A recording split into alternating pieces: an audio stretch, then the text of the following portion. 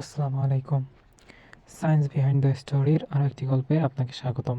আমরা সবাই জানি যে সন্তানের চেহারা বা স্বভাব বাবা মায়ের মতো হয়, কিন্তু কেন এমন হয়? এই রহস্যের সমাধান আজ থেকে প্রায় ১৫০ বছর আগে একজন সাধারণ পাদ্রী দিয়েছিলেন। তিনি হলেন গ্রেগর জোহান মেন্ডেল, যাকে আজ আমরা বংশগতিবিদ্যার জনক বা ফাদার অব জেনেটিক্স বলি। আজকের ভিডিওতে আমরা জানব মেন্ডেলের সেই বিখ্যাত মটরশুঁটি গাছের পরীক্ষা সম্পর্কে, যা বিজ্ঞানের ইতিহাসকে বদলে দিয়েছে। মেন্ডেল কে ছিলেন?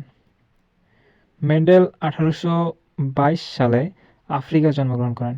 তিনি চার্চের একটি বাগানে কাজ করার সময় লক্ষ্য করেন যে মটরশুঁটি গাছের বিভিন্ন বৈশিষ্ট্য, যেমন ফুলের রং বা গাছের উচ্চতা, প্রতিটি প্রজন্মে নির্দিষ্ট নিয়মে স্থানান্তরিত হয়। তিনি দীর্ঘ 8 বছর ধরে প্রায় 28,000 মটরশুঁটি গাছ নিয়ে গবেষণা করেন। মূলত তিনি ছিলেন একজন পাদ্রী, তাদের ধর্মের একজন যাজক। সো তিনি যখন ওনার মন্দির বা গির্জা বলা হয় যেটাকে, সো গির্জায় যখন কাজ করছিলেন, তখন তিনি সেই গির্জার বাগানে দীর্ঘ 8 বছর ধরে প্রায় 28,000 মটরশুঁটি গাছ নিয়ে গবেষণা করেন, এবং তার ফলেই তিনি সেই মটরশুঁটি গাছের বিখ্যাত সূত্রগুলো আবিষ্কার করেছিলেন। কেন মটরশুঁটি গাছ বেছে নিলেন তিনি? মেন্ডেলের মটরশুঁটি গাছ বেছে নেওয়ার পিছনে কিছু বিশেষ কারণ ছিল। এগুলো খুব দ্রুত বড় হয়, এই গাছে স্ত্রী ও পুরুষ উভয়ের অঙ্গ থাকে, অর্থাৎ এই গাছগুলো হয় উভলিঙ্গ ফুলের গাছ, তাই স্বপরাগায়ন সহজ হয়। তাই এই গাছগুলোতে স্বপরাগায়ন সহজ হয়। এদের মধ্যে খুব স্পষ্ট বিপরীতধর্মী বৈশিষ্ট্য দেখা যায়, যেমন লম্বা বনাম খাটো গাছ, গোল বনাম কুচকানো গাছ। মেন্ডেলের পরীক্ষা ও ফলাফল। মেন্ডেল একটি লম্বা গাছের সাথে একটি বেটে গাছের পরাগায়ন ঘটালেন। তিনি ভেবেছিলেন হয়তো মাঝারি উচ্চতার গাছ হবে, কিন্তু দেখলেন প্রথম প্রজন্মের সব গাছই লম্বা হয়েছে। এরপর তিনি সেই লম্বা গাছগুলোর মধ্যে আবার পরাগায়ন ঘটালেন। এবার দ্বিতীয় প্রজন্মে অবাক করার মতো ফল পেলেন। 75% গাছ লম্বা হলেও 25% গাছ ছিল খাটো। এখান থেকেই তিনি বুঝতে পারলেন বৈশিষ্ট্যগুলো হারিয়ে যায় না, বরং কিছু বৈশিষ্ট্য প্রকট থাকে আর কিছু বৈশিষ্ট্য প্রচ্ছন্ন থাকে। মেন্ডেলের সূত্রসমূহ। এই পরীক্ষার ভিত্তিতে মেন্ডেল 2টি প্রধান সূত্র দেন।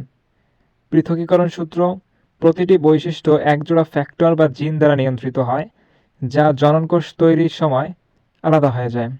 স্বাধীন বিন্যাস সূত্র: বিভিন্ন বৈশিষ্ট্যগুলো একে অপরের উপর নির্ভর না করে স্বাধীনভাবে পরবর্তী প্রজন্মে সঞ্চারিত হয়। মেন্ডেল যখন এই তথ্য প্রকাশ করেন, তখন কেউ তাকে গুরুত্ব দেয়নি। তাকে গুরুত্ব না দেওয়ার একটি কারণ আছে, কারণ তিনি ছিলেন স্কুল বহিষ্কৃত ছাত্র। তিনি যখন স্কুলে পড়াশোনা করেন, তখন তাকে স্কুল থেকে বের করে দেওয়া হয়, কারণ তিনি ছিলেন সবার থেকে দুর্বল, এবং তিনি স্কুলে কোনো পড়াশোনায় মনোযোগ দিতে পারতেন না। তিনি সবসময় অন্য কোনো জিনিস নিয়ে ভাবতেন। এর ফলে তাকে স্কুল থেকে বহিষ্কার করা হয়। সো তখন যখন তিনি এই বিষয়টা আবিষ্কার করেন, এবং আবিষ্কার করার পরে তিনি কর্তৃপক্ষের কাছে যান, তখন কর্তৃপক্ষরা দেখে বলেন যে তোমার চেয়ে তো অনেক বড় শিক্ষিত ব্যক্তিরা অনেক বিভিন্ন আবিষ্কার নিয়ে আসে, কিন্তু তাদেরগুলো সফল হয় না। আর তুমি তো স্কুল বহিষ্কৃত ছাত্র, তোমাকে তো স্কুল থেকে বের করে দেওয়া হয়েছিল, তাহলে তোমার আবিষ্কার আমরা কীভাবে নেব? সো এটা পরীক্ষা নিরীক্ষা না করেই তারা বিশেষজ্ঞরা এটা বাদ দিয়ে দেয় যে না, এটা সঠিক না। এরপর তিনি মারা যান, এবং মারা যাওয়ার বহু বছর পর এই জিনিসটা আবারও আবিষ্কার হয়। সো সেই বিশেষজ্ঞরা তার সেই যে ফাইলটা সে জমা দিয়েছিল, সেই ফাইলটা তার অফিসের এক কর্নারে রাখে। সো বিভিন্ন যে আবিষ্কারগুলো করা হয়, এগুলো যদি ভুলও হয়, তারপরে ওই ফাইলগুলো রেখে দেওয়া হয়, কারণ এগুলো পরের কোনো সময় কাজে লাগতে পারে। এই কারণেই সেই ফাইলগুলো রেখে দেওয়া হয়, এবং মেন্ডেলের ক্ষেত্রে সেই ফাইলটাই আসলে কাজে লেগেছিল। মেন্ডেল মারা যাওয়ার বহু বছর পর এই জিনিসটা আবিষ্কার হয়, এবং ফাইল খুলে দেখা হয় যে আসলে মেন্ডেলই মূলত সঠিক আবিষ্কারটা করেছিলেন বহু বছর আগে। সেটা বহু বছর পরে আরেকজন আবিষ্কার করে, কিন্তু মেন্ডেল সেটা দেখে যেতে পারেননি। আসলে তিনি মারা যাওয়ার পর এই জিনিসটা প্রকাশিত হয়। আজ ডিএনএ টেস্ট থেকে শুরু করে উন্নত কৃষি, সব কিছুর মূলে রয়েছে মেন্ডেলের সেই মটরশুঁটি গাছের পরীক্ষা। সো ভিডিওটি ভালো লাগলে লাইক দিন, এবং এই ধরনের বৈজ্ঞানিক গল্প আরও জানতে আমাদের চ্যানেলটি সাবস্ক্রাইব করুন। ধন্যবাদ।